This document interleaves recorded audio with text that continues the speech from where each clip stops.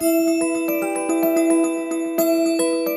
are human beings also, and this is totally unbearable. We have a serious problem in this country in general with addiction. We have let this problem get bigger and bigger and bigger. In the interaction with robots, how we can build trust with the robots if the robots smell like us.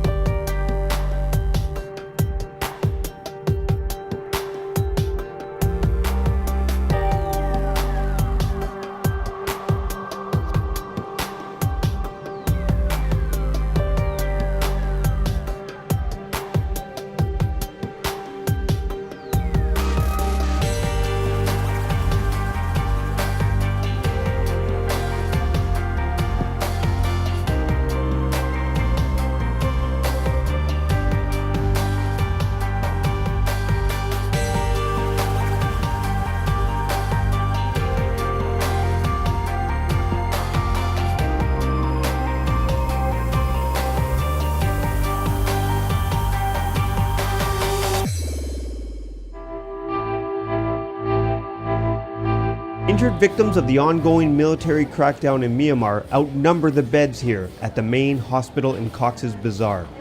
Few families have been spared by what many observers are calling textbook ethnic cleansing, perpetrated by Myanmar's military in Rakhine State. 6-year-old Fatima broke her leg jumping off the second floor of her burning home to flee a Burmese army attack. Now she barely talks. I'm feeling sad, not only for my child, but also for other children who have been killed by the military. The fathers of such children might feel sad for their children like me. The army raped many girls, beat and killed many people. Many families were torn apart during the dangerous journey across the border, leaving many youngsters without guidance and care. Registering the children and tracing their families is the first priority for aid groups like the International Committee of the Red Cross. But with more than 500,000 arrivals, the task is daunting. It's difficult in terms of restoring family links to follow up on a person because they move a lot and they are scattered all around the different camps from Ukiah to Teknaf. So locate them first and maintain contact with them is complicated. As injuries get treated, there are also plans for a mental health clinic for families suffering from severe trauma. We are doctors and we are human beings also, and this is totally unbearable. This pain they are suffering through, the situation they are going through, they are totally devastating condition. While Bangladesh prepares to build up existing camps for more than 500,000 new arrivals, many remain concerned that the unseen damages will not be looked after. Steve Sanford reporting for VOA from Cox's Bazar, Bangladesh.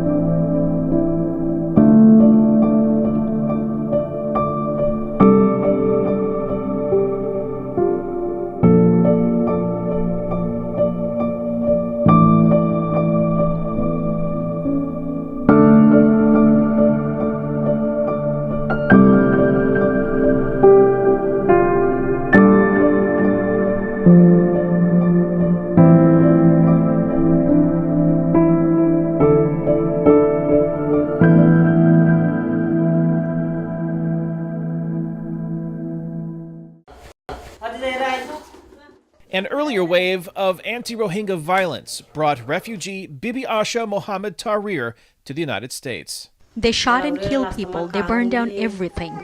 We had no place to stay. Tahir and her family fled Myanmar, arriving in Malaysia before reaching Fort Wayne, Indiana in 2014, one of the first Rohingya families to settle here. Today, there are about 150 Rohingya families in Fort Wayne, a small fraction of the more than 6,000 Burmese in the city. The linguistic and religious differences among them are raising familiar tensions. Most of them are, I think almost 100%, they are Muslims. Muslims, you know. Muslims, their blood is Muslims, not Buddhists, not Christians. Abraham Tang, a pastor and a leader in Fort Wayne's Burmese Chin community, expresses many of the same resentments Rohingya face in Myanmar. That's unfortunate because I want anybody from Myanmar to know that they're welcome in our community. But some community members like Abraham Tang worry that an increasing number of new arrivals could fuel tensions. I foresee the Burmese people and the Rohingya people in the future, sooner or later, we will have conflict. That's not good for the Fort Wayne community. I don't see that happening. We have a very safe community. All the Rohingya refugees in Fort Wayne that agreed to speak to VOA insist they do not believe they have been marginalized or persecuted by other Burmese in the area. Although she now feels safer, Bibi Asha Mohammed Tahir is still trying to feel settled. We couldn't find peace in our own country. How could we find peace here? Peace might remain elusive, but she could consider herself one of the lucky ones. Even as the number of Rohingya refugees grows, fewer are finding refuge in the United States.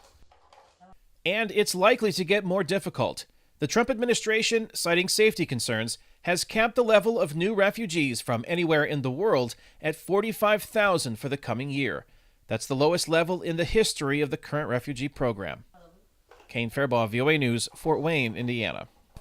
We have a serious problem in this country in general with addiction. We have let this problem get bigger and bigger and bigger.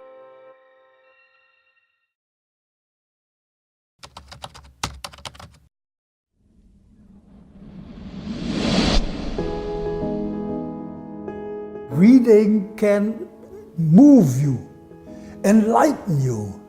I read literature at a time as literature with a branded fist, as a political weapon. I looked at the content, and it was only later that I discovered that literature in itself is pleasure. I had a career in what we call development cooperation. I started that in the late 60s, and after about 5 years working in African countries, I got involved in a program where persecuted writers are being given refuge in cities in Germany, and Frankfurt was one of the first cities to set up this program, Cities of Refuge, what is called here Cities of Asylum. I was involved right from the beginning. The first organization was called International Parliament of Writers. In 2006, then we came together and established ICORD, International Cities of Refuge Network. The idea was to convince cities, not governments, cities, to give refuge to persecuted writers. Give a space for creativity and writing and working, which at home in their own countries couldn't do.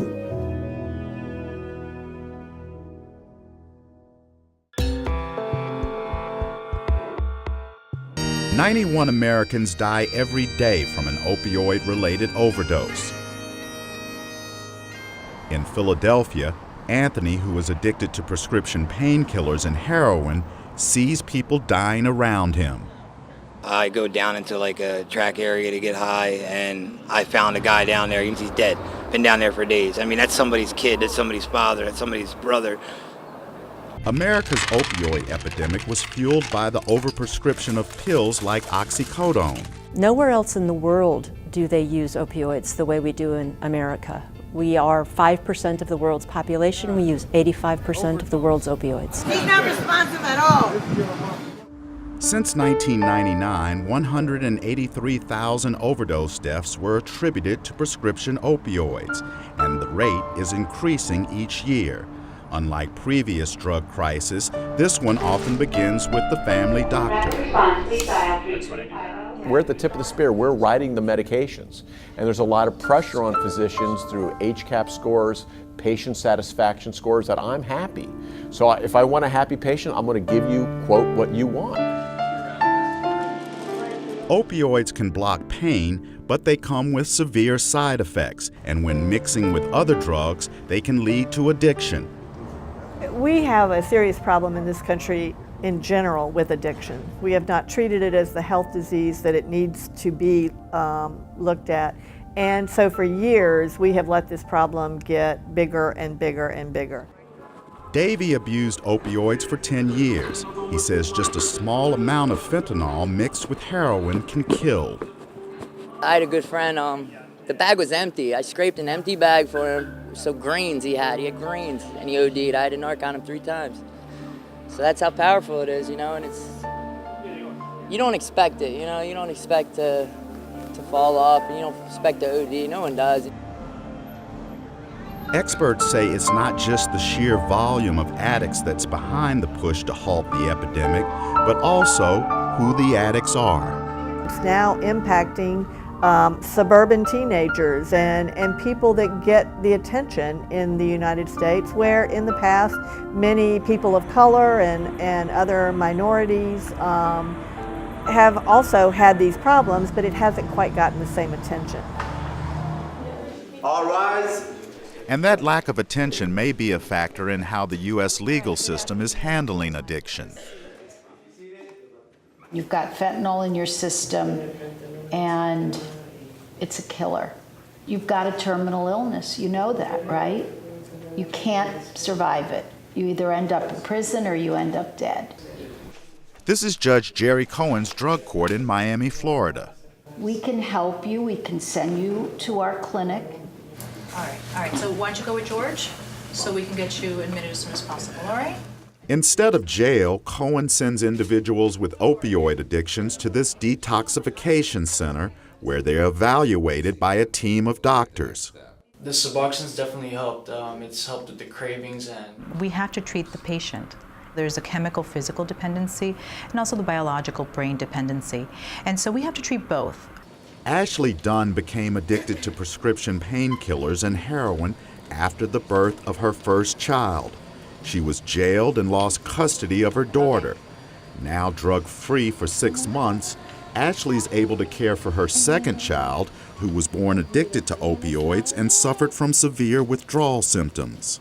And watching her detox was the hardest thing I think anybody would ever have to go through. Because you did it, you know, I did it to her.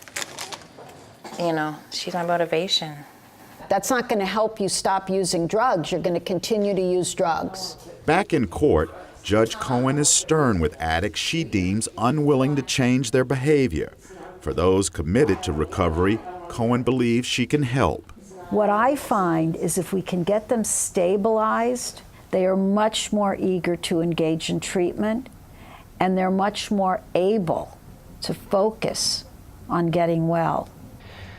As soon as the pills came into my life, everything else dropped out. Allison Norland has been through Judge Cohen's court.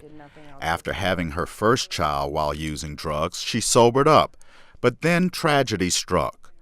Her father-in-law accidentally hit her daughter with his car, killing her in front of Allison. The trauma sent her back on a pill binge. I didn't know how to be anymore. I didn't want to be anymore. To go from being a mom and loving this little thing so much more than I love myself, to having her gone and having this just absence in my heart. After an arrest and time at another rehab center, Allison was sent by the drug court here to the Village in Miami, a residential and outpatient treatment center. Like 70% of substance abusers, Allison has a history of physical, mental, and sexual abuse. Services need to be trauma-informed. Frank Rabito is Senior Vice President for West Care, which runs the village.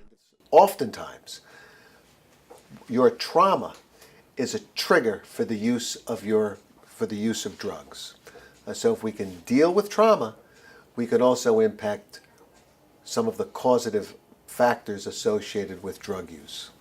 My therapist has been incredible and has helped me through, again, things I did in the dark that I never thought would come to light, or things that happened to me that I never wanted to talk about. I've talked about with her, and it's because I know she can understand, and I know she can relate to what I'm saying and what I've done. Okay, let's begin with the checkout over here. Allison's court-ordered stay at the village was initially for 90 days, and at first she was very hostile about being here. 4 months later, she made a turnaround. To look back at myself and to see how far I've come and to see the growth and the change, and to have other people tell me they can see the change in me, to have my family welcome me back with open arms because I am working so hard and I am able to share this with them. It's been amazing. Next time you feel like doing something that is... Allison says the safety she has found here has allowed her to confront some painful realities. I put my daughter in harm's way for a pill. I put my life in danger for a pill. I was risking everything for this drug, and that's it. Chasing a high that was never, ever going to be enough. It's never enough. Allison Norland now wants to become an addiction specialist to help others like herself. That would be another success story for Judge Jerry Cohen, who arrived in Miami-Dade County shortly after it launched the nation's first drug court in 1989. There was a crack cocaine epidemic. They were taking a plea or going to jail, getting out, and getting immediately rearrested. Cohen's drug court gives people the chance to beat their addictions while eventually getting their felony drug charge erased from the record if they complete the year-long program. We're going to drop your case, and then we're going to let you graduate. Drug court is not for everyone, and Judge Cohen has little patience for those who don't follow the rules. It's such a crazy story you're telling. Go back and give me a urine sample. How long have you been using oxys and morphine, and how long? A couple of months. That's not true. I don't think that sick people should be in jail. I don't want them dead. And sometimes I have to, take them into custody because I want them to be alive. I want them to have a fighting chance at least. Judge Cohen believes success is keeping people sober and rebuilding their lives. Case drop. Chris Simpkins, VOA News, Miami. Good job. All right, so you know what you have to do. We're proud of you. The potential to use the sense of smell, the odors under the threshold, under the awareness, is incredible what we can do with technology. My name is Eva Marcan. I started working at VOA in 1998. We're originally from former Yugoslavia, so we moved to America right when the war started. In 91, when I came here, in class I would always spend a lot of time doodling. With wall art, graffiti, it opened up the door to exploration for a teenager. But you can definitely come out and do a piece like this or do a piece like this, and it would be recognized, and you also tell a story through it. I connect art with journalism because it's a story that changes, and it's not just a view, it's not just a personal perspective, it's a story, and it's a story to be told, and that's it.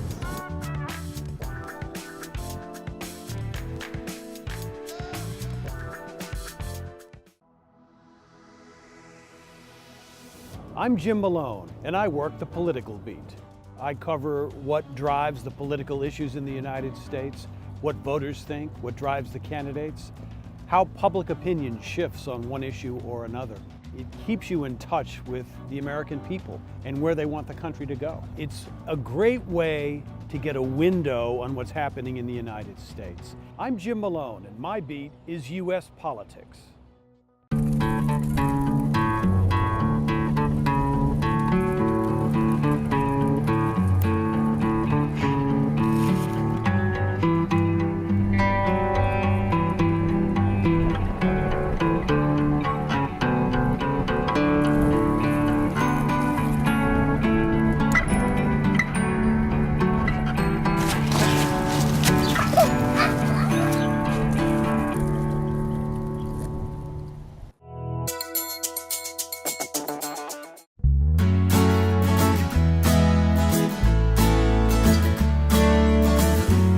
This water needs a good wash before it ever reaches your faucet. Whether you're treating for a population of 3,000 or for 3 million, the process is going to look a lot like this. It's called conventional water treatment, and it makes lake and river water safe to drink. It starts with a chemical that attracts and binds together the stuff you want to take out. We have this coagulant, and it's positively charged, whereas most of the dirt and bacteria have a negative charge. It's a crucial, if temporarily backward, step. When we added our coagulant, it actually made the water dirtier. We created these flocks. But now as we're going, all those flocks are settling out. This process of sedimentation makes the things you don't want to drink sink, a key step in creating cleaner water for you and for the rivers. This is all part of the process that diverts those solids from being returned to the river and put to beneficial use instead. In this case, the solids will go to landfill. Now, back to the drinking water. There's some fine, small particles that can float on that aren't removed by gravity settling. And here's where we remove those small particles. The technical name is dual media filtration, which means that within any one filter, water flows through both coal and sand. To clean those filters, the plant forces water through them in reverse. That's called backwash. In the next step, filtered water is disinfected by adding chlorine. Each step is lab tested, something important in times of erratic weather. If you get a lot of rain in the watershed, it can stir up dirt and debris and carry that into the river. And when that's taken into a water treatment plant, you need to increase your coagulant dose to account for that higher amount of solids in the river. Engineers at this cutting-edge treatment plant say modern technology can keep today's drinking water cleaner and safer than any other point in history.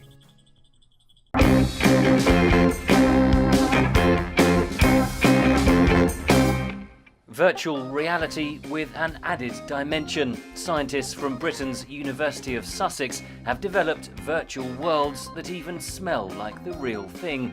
When users open a virtual door, in this case into a rainforest, diffusers spray the appropriate scent for added authenticity. It is a really immersive experience that you have because you're exploring this environment and you have smells that correspond with it.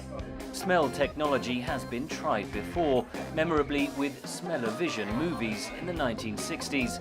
These scientists say it's on the cusp of a comeback. The connection with emotion, memories, and the potential to use the sense of smell, the odor under the threshold, under the awareness, is incredible what we can do with technology. And not just for entertainment. Here, a driving simulator has been fitted with a scent diffuser. In this demo, we wanted to deliver the smell of lavender every time the driver exceeds the speed. We chose lavender because it's a very calming smell. Mobile phones could also send alerts using odors. Businesses are already experimenting with using scent to influence customers' behavior. Not only for marketing in stores, so creating the logo brand, but in the other side you can create and stimulate impulse buying. So you're in a library, you smell coffee, and then actually you are unconscious, but you are suddenly having the need to drink a coffee. Maggioni says scent is vital in human interactions. For example, when men smell tears, levels of testosterone are reduced and they show more empathy. That physiological reaction can be applied to new technology.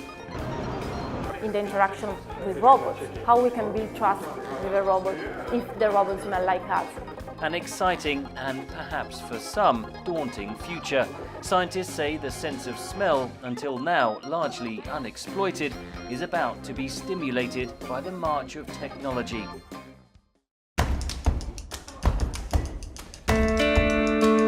These days, when shopping can be done with a quick swipe or tap, the question for many brick-and-mortar retailers might just be, what now? But industry insiders aren't discounting stores just yet.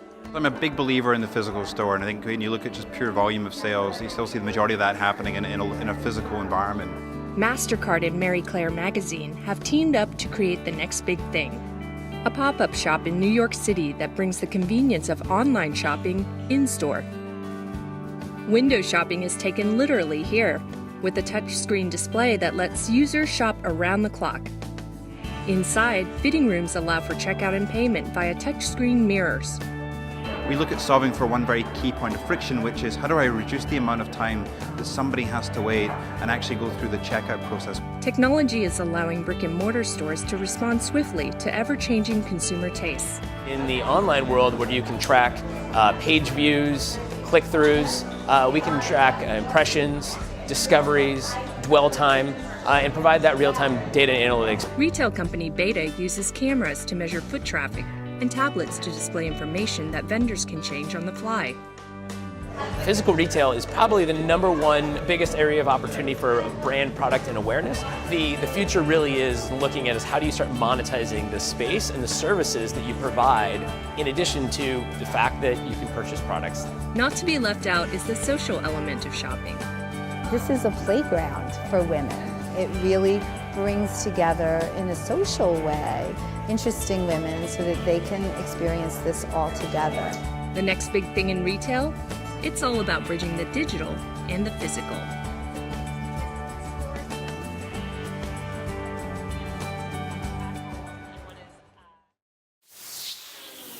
Guitars are a combination of 4 things. They're musical instruments, something to make a sound to make music with.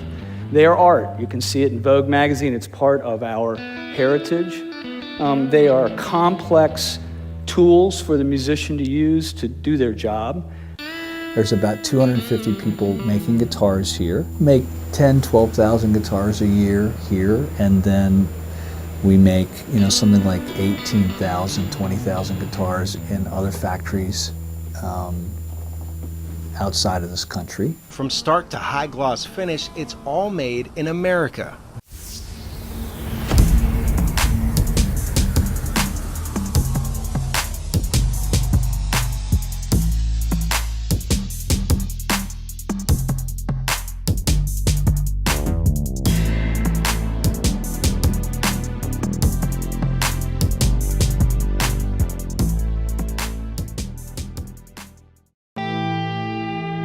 At Arches National Park in southern Utah, National Parks traveler Micah Meyer could see firsthand why it's one of the most visited sites in the state.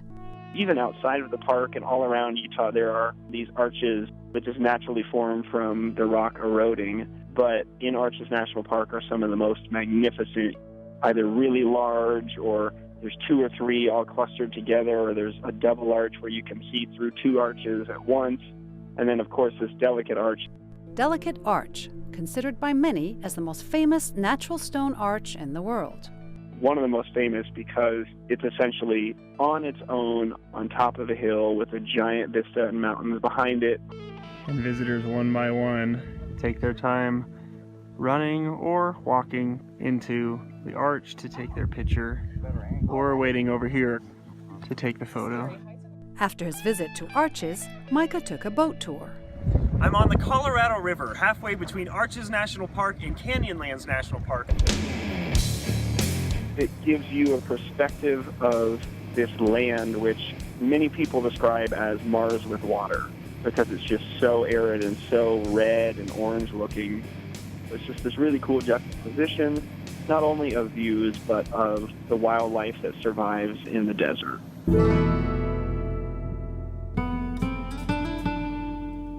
But for Micah, what came next was the real highlight. made it to the Island in the Sky portion of Canyonlands National Park just in time for sunset.